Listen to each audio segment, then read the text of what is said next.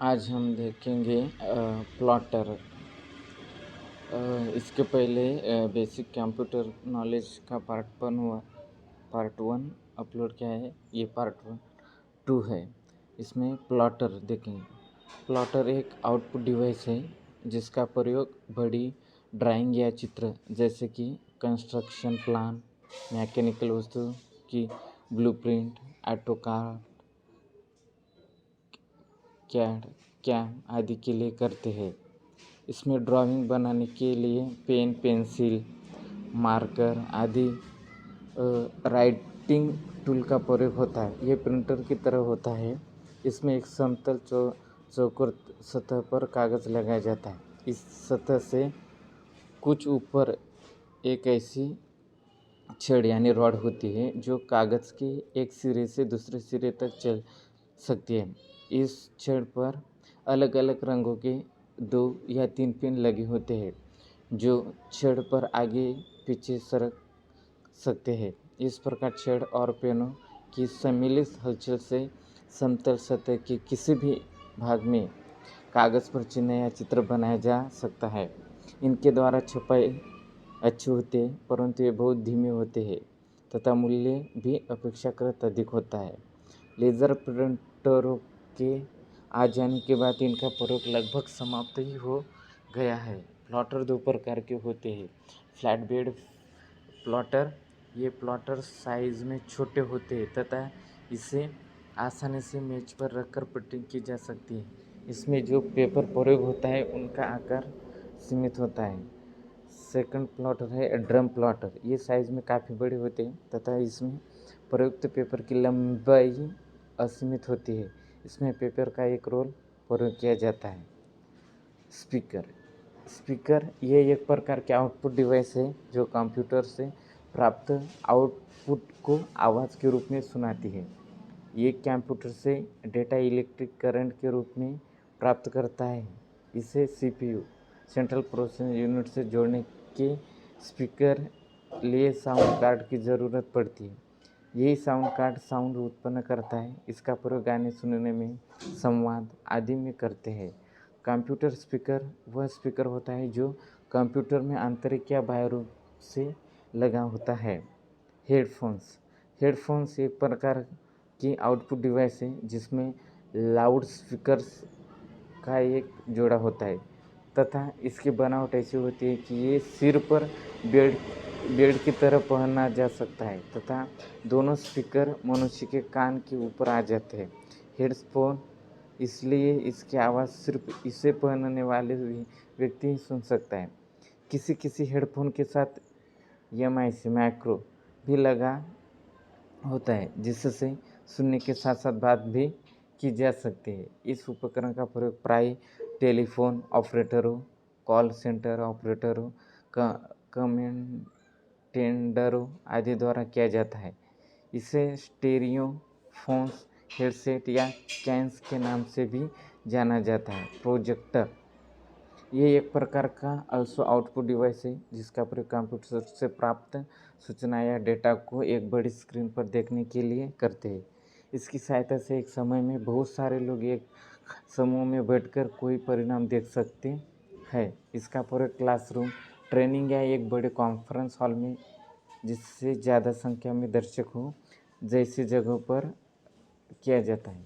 इसके द्वारा छोटे चित्रों को बड़ा करके सरलतापूर्वक देखा जा सकता है। ये एक प्रकार का अस्थायी आउटपुट डिवाइस है। Input output port peripheral devices को कंप्यूटर से जोड़ने के लिए जिस माध्यम का प्रयोग होता है उन्हें इनपुट आउटपुट पोर्ट कहते हैं। यह एक एक्सटर्नल इंटरफेस होता है जिसमें इनपुट आउटपुट डिवाइस जैसे प्रिंटर, मोडेम और जॉयस्टिक आदि को कंप्यूटर से जोड़ते हैं।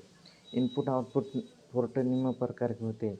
पैरेलल पोर्ट एक माध्यम होता है जिसमें 8 या उससे अधिक वायर्स को जोड़ सकते हैं। इसमें 8 तारों के एक साथ डेटा ट्रांसफ़र होता है। इसी वजह से इसकी डेटा ट्रांसमिशन की स्पीड काफ़ी तेज़ होती है। इसका प्रयोग कंप्यूटर से प्रिंटर को जोड़ने के लिए किया जाता है। सीरियल पोर्ट के द्वारा एक बार में एक ही बिट डेटा भेजा जा सकता है। इसके द्वारा काफ़ी धीमी गति से डाटा ट्रांसफ़र होता है। इसका प्रयोग मॉडेम, प्लॉटर, बारकोड रीडर आदि को कंप्यूटर से जोड़ने के लिए करते हैं। इस पोर्टों को कम्युनिकेशन पोर्ट अथवा कॉम भी कहा जाता है। यूनिवर्सल सीरियल बस यूएसबी का लॉन्ग फॉर्म है। ये सर्वाधिक प्रयोगों में आने वाला बाह्य पोर्ट है जो लगभग सभी कंप्यूटर में लगा होता है। सामान्यतः 2 से 4 यूएसबी पोर्ट कंप्यूटर में लगे होते हैं। यूएसबी में प्लग और प्ले फीचर होते हैं जो किसी डिवाइस को कंप्यूटर से जोड़ने तथा चलाने में सहायता करते हैं। एक सिंगल यूएसबी पोर्ट में 127 डिवाइसेस को कनेक्ट किया जा सकता है।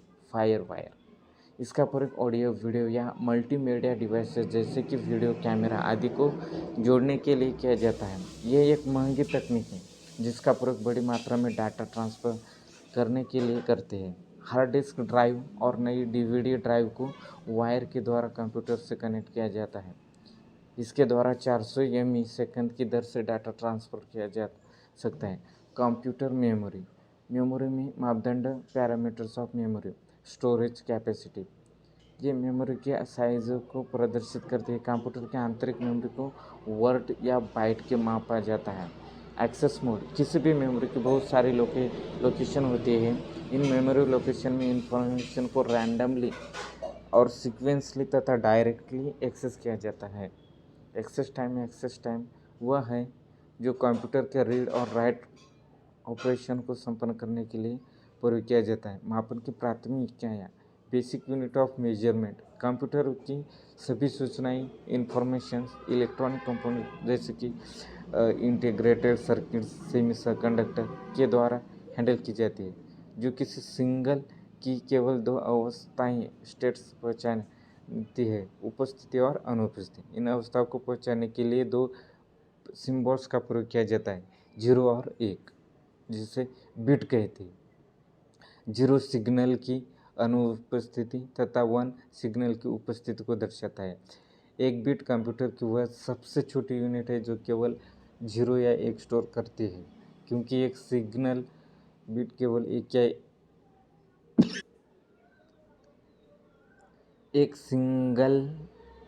केवल एक या दो ही मान स्टोर कर सकते हैं। कंप्यूटर में जब हम RAM random access memory ROM read only memory floppy disk hard disk इत्यादि का प्रयोग करते हैं तो डाटा कुछ यूनिट में स्टोर होता है जिसे nibble bit byte kilobyte megabyte और गीगाबाइट कहते हैं। Nibble bit byte KB MB GB कहते हैं। इसका संक्षिप्त विवरण निम्न होता है। बिट बाइनरी डिजिट को निरूपित करता है। ये एक सिंगल डिजिट है जिसमें 0 तथा 1 का प्रयोग होता है।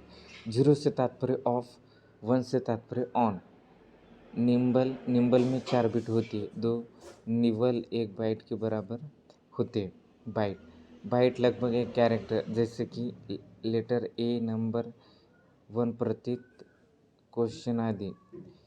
8 बिट के एक समूह को बाइट कहा जाता है। 8 बिट के एक समूह को बाइट कहा जाता है। किलोबाइट मेमोरी में 1024 बाइट्स को 1 किलोबाइट कहते हैं। मेगाबाइट 8 बिट के एक समूह को बाइट कहा जाता है। किलोबाइट KB मेमोरी में 1024 बाइट्स को 1 किलोबाइट यानी 1 KB कहते हैं। उसी तरह मेगाबाइट यानी MB 1024 किलोबाइट्स यानी 1024 KB को 1 MB कहते हैं। इसका तात्पर्य है कि 1 मिलियन बाइट्स या 1000 किलोबाइट से है। GB गीगाबाइट मेमोरी में 1024 MB मेगाबाइट के समूह के 1 GB कहते हैं। इसका तात्पर्य यह है कि 1 बिलियन बाइट्स या 1000 मेगाबाइट से है। अधिकतर चिप बनाने वाली कंपनियां मेगाबाइट तथा गीगाबाइट का प्रयोग करती है, जैसे कि 64 MB 128 MB 256 MB 1.2 GB इत्यादि। टेराबाइट 1 टेराबाइट में अधिक से अधिक 1024 GB 1 ट्रिलियन 1000 बाइट एक bit binary digit, 8 bits, 1 byte और 2 number, 1024 bytes, 1 KB, 1024 KB, 1 MB, 1024 MB, 1 GB है, और 1024 GB, 1 TB, 1024 TB, 1 IPB, और 1024 IPB, 1 EB, 1024 EB, 1 ZB, 1024 ZB, 1 YB, 1024 YB, 1 brontobyte, 1024 brontobyte, 1 GOB byte. Memory के प्रकार, types of memory. Memory के 2 प्रकार होते हैं, प्राइमरी मेमोरी या इसे मेन मेमोरी कहती है, और सेकेंडरी मेमोरी इसे ऑक्सिलियरी मेमोरी कहते हैं। प्राइमरी मेमोरी, इसे इंटरनल मेमोरी भी कहा जाता है, क्योंकि ये कंप्यूटर के CPU का भी कार्य करते हैं। प्राइमरी मेमोरी में किसी समय चल रहे प्रोग्राम या प्रोग्रामों तथा उनमें इनपुट डाटा और आउटपुट डाटा कुछ समय के लिए स्टोर किया जाता है। जैसे कि उनकी आवश्यकता समाप्त हो जाती है, उन्हें हटाकर दूसरे डाटा या प्रोग्राम रखे जा सकते हैं। इस मेमोरी का आकार सीमित होता है, परंतु इसकी स्पीड बहुत तेज़ होती है, ताकि जब भी किसी डाटा की ज़रूरत हो इसमें से तुरंत लिया जा सके। कंप्यूटर की मेन मेमोरी का आकार जितना ज़्यादा होता है वह कंप्यूटर उतना ही फास्ट माना जाता है। प्राइमरी मेमोरी को 2 भागों में बांटा जा सकता है। रैंडम एक्सेस मेमोरी, यह मेमोरी एक चिप की तरह होती है जो मेटल ऑक्साइड सेमीकंडक्टर MOS से बनी होती है। रैम में उपस्थित सभी सूचनाएं अस्थायी होती है, यानी परमानेंट नहीं होती, और जैसे कि कंप्यूटर की विद्युत सप्लाई बंद कर दी जाती है वैसे ही समस्त सूचनाएं नष्ट हो जाती है। अर्थात रैम एक वोलेटाइल मेमोरी है। रैम का उपयोग डाटा को स्टोर करने तथा उसमें मेमोरी में उपस्थित डाटा को पढ़ने के लिए किया जाता है। रैम में उपस्थित प्रत्येक लोकेशन का अपना एक निश्चित पता या एड्रेस होता है। इस पते एड्रेस को CPU को यह बताया जाता है कि मेमोरी की किस लोकेशन में सूचना स्टोर करनी है या किस लोकेशन से सूचना प्राप्ति करनी है।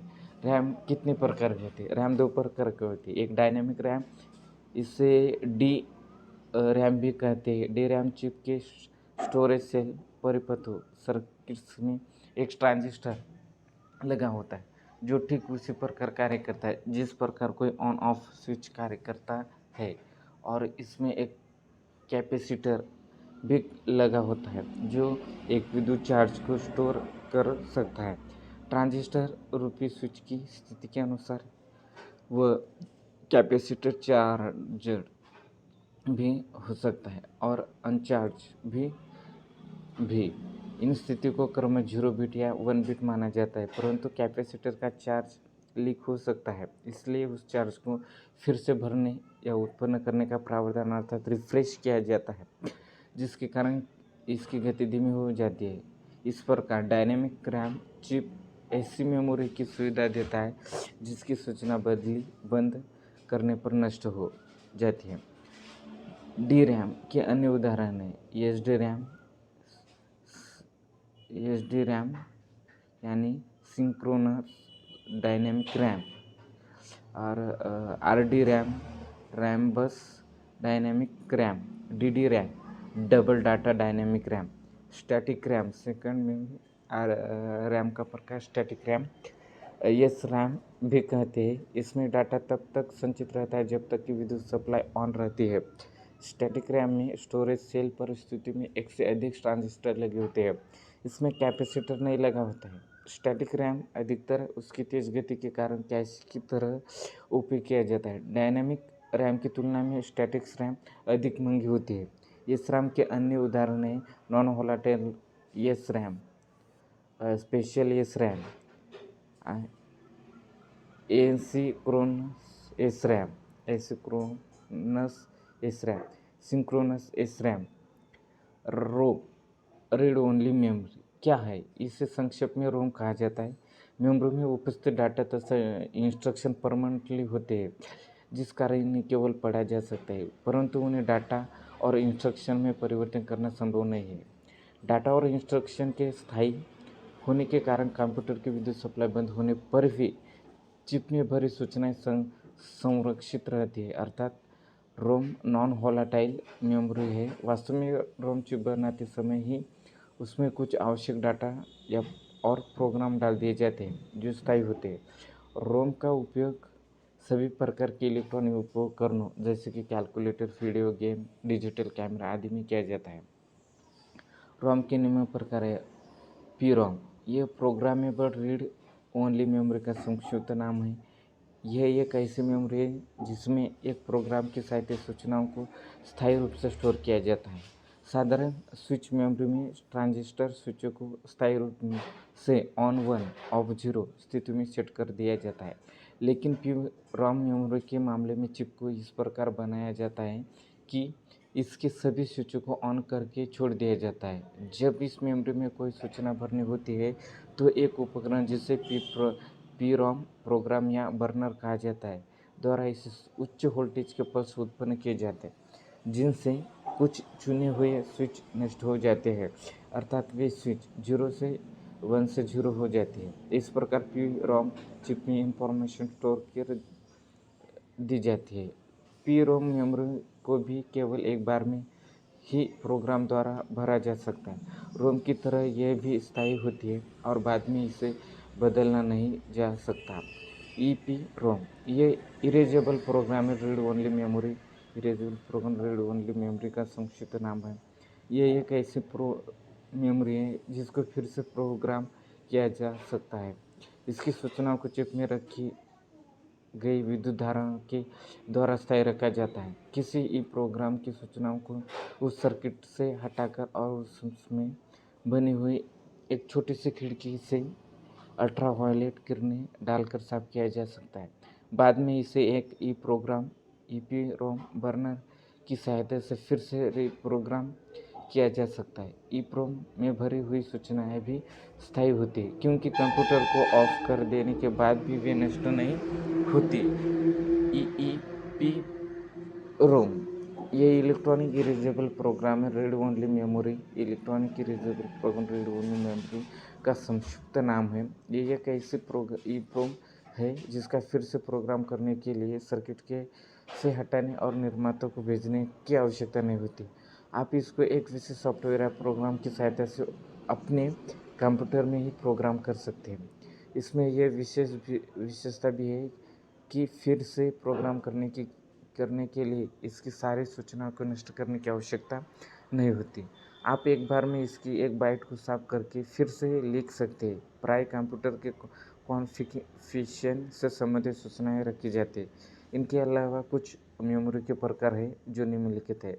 फ्लैश मेमोरी, ये एक प्रकार की सेमीकंडक्टर आधारित नॉन वोलेटाइल विद्युत सप्लाई बंद होने के पर भी चिप में भरी सूचनाएं संरक्षित रखती है, तथा राइटेबल मेमोरी है जिसे digital camera, mobile phone, print आदि में उपयोग किया जाता है। वर्चुअल मेमोरी, ये एक काल्पनिक मेमोरी क्षेत्र है। वर्चुअल मेमोरी सीपीयू के निर्देश अस्थायी रूप से संग्रहित करती है। ये मेन मेमोरी की भंडारण क्षमता को बढ़ाती है, जिससे कंप्यूटर की कार्यक्षमता इफेक्टिव बढ़ती है। वर्चुअल मेमोरी का प्रयोग तब किया जाता है जब किसी प्रोग्राम को चलाने के लिए मेन मेमोरी की भंडारण क्षमता कम पड़ रही है। ऐसी स्थिति में प्रोग्राम को विभिन्न टुकड़ों में विभाजन कर दिया जाता है तथा प्रोग्राम के टुकड़ों को वर्चुअल तथा मुख्य मेमोरी के बीच स्वैप करके प्रोग्राम चलाया जाता है। सेकेंडरी मेमोरी, इस प्रकार की मेमोरी सीपीयू से बाहर होती है, इसलिए इसे बाह्य एक्सटर्नल या सेकेंडरी मेमोरी भी कहा जाता है। कंप्यूटर की मुख्य मेमोरी बहुत महंगी होती है तथा बिजली बंद कर देने पर उसकी रखी अधिकतर सूचना नष्ट हो जाने के कारण न तो हम उसे इच्छानुसार बढ़ा सकते हैं और न ही हम उसमें कोई सूचना स्थायी रूप से स्टोर कर सकते हैं। इसलिए हमें सहायक मेमोरी का उपयोग करना पड़ता है। इसकी कीमत तुलनात्मक दृष्टि से बहुत कम और डेटा स्टोर करने की क्षमता बहुत अधिक होती है। इसमें एक ही कमी है कि इन माध्यमों से डेटा की लिखते अर्थात स्टोर करने तथा पढ़ने अर्थात प्राप्त करने में समय बहुत लगता है। इसलिए हम इसमें ऐसी सूचनाएं भंडारित करते हैं जिन्हें जिससे जिन्हें लंबे समय तक सुरक्षित रखना हो तथा जिनकी आवश्यकता लगातार नहीं पड़ती हो।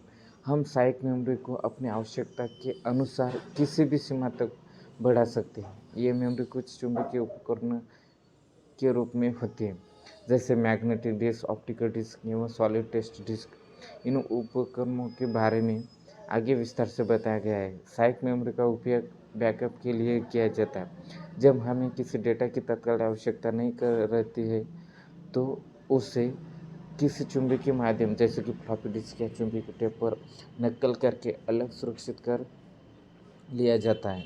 ऐसा प्राय हार्ड डिस्क को खाली करने के लिए किया जाता है ताकि उस पर ऐसा डेटा भरा जा सके जिसकी आवश्यकता पड़ रही हो और डिस्क पर जगह न हो। बैकअप साधन में भंडारित किए गए डेटा को आगे कभी भी आवश्यकता पड़ने पर फिर हार्ड डिस्क पर उतारा या नकल किया जा सकता है। प्रारंभिक कंप्यूटर में छिद्रित काठ, पेपर टेप तथा चुंबकीय टेपों का प्रयोग सहायक भंडारण के लिए किया जाता है था, लेकिन आजकल मुख्य रूप से चुंबकीय डिस्कों का प्रयोग इस कार्य हेतु किया जाता है जो कई प्रकार के सुविधाजनक है। सहायक मेमोरी के रूप में आजकल हार्ड डिस्क, फ्लॉपी डिस्क और कॉम्पैक्ट डिस्क का प्रचलन है। इनके लिए अपने विशेष उपकरण होते हैं जिनकी सहायता से इन पर सूचनाएं लिखी जाती हैं। इन उपकरणों को उनके ड्राइव कहा जाता है। उदाहरण magnetic disk, hard disk drive, floppy disk, memory disk, optical disk, CD, DVD, blu ray disk, solid state disk. Cache memory यह विशेष प्रकार की मेमोरी है जो अत्यधिक तेज स्टैटिक रैम या SRAM चिपों का उपयोग करती है और प्रोसेसर को किसी विशेष मेमोरी का उपयोग अत्यंत तेज़ी से करने की सुविधा प्रदान करती है। सामान्य प्रोसेसर को रैम मेमोरी से कोई डेटा पढ़ने में 180 नैनोसेकंड का समय लग जाता है। कैश मेमोरी से बार बार आवश्यक डेटा केवल 45 नैनोसेकंड में प्राप्त किया जा सकता है। कैश मेमोरी का उपयोग करने से आपको कंप्यूटर की दक्षता काफ़ी बढ़ जाती है। कैश DRAM मॉडलों के बीच एक बम्पर के रूप में रहती है। नवीनतम निर्देश और उसके डेटा को कैश मेमोरी में रखा जाता है। जब प्रोसेसर को किसी सूचना की आवश्यकता होती है तो सबसे पहले वह कैश मेमोरी को ही देखता है। यदि सूचना कैश मेमोरी में न हो तो उसे मेन मेमोरी में देखा जाता है। कुछ मुख्य सेकेंडरी स्टोरेज डिवाइस का विवरण निम्नलिखित है।